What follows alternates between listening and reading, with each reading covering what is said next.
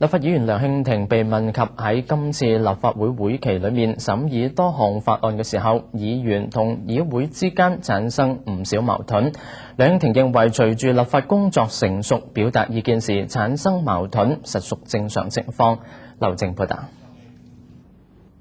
近期立法會喺審議多項法案入邊，例如勞動關係法嘅過程之中，唔同嘅議員都持有唔同嘅意見。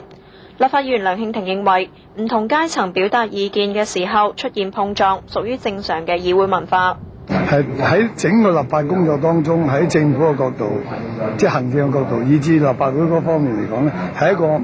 磨合同埋一個喺整體上面咧，去進行一個運作嘅過程。所以我覺得咧，就喺今屆嘅立法會嘅會期，其中咧大家會感覺得到，咦，係好似有啲唔同嘅睇法。由於我哋討論嘅幾個法案咧，係涉及到譬如話勞動關係法，佢係涉及到咧方方面面嘅社會嘅利益關係，所以因此咧，議員喺呢個裏邊有更加大嘅投入係好肯定。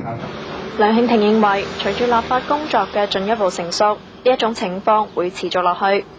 但係佢亦都指出，只要大家係本住互相尊重、互相溝通嘅理念，呢一種情況對於本澳嘅政治生涯發展帶嚟嘅係正面嘅幫助。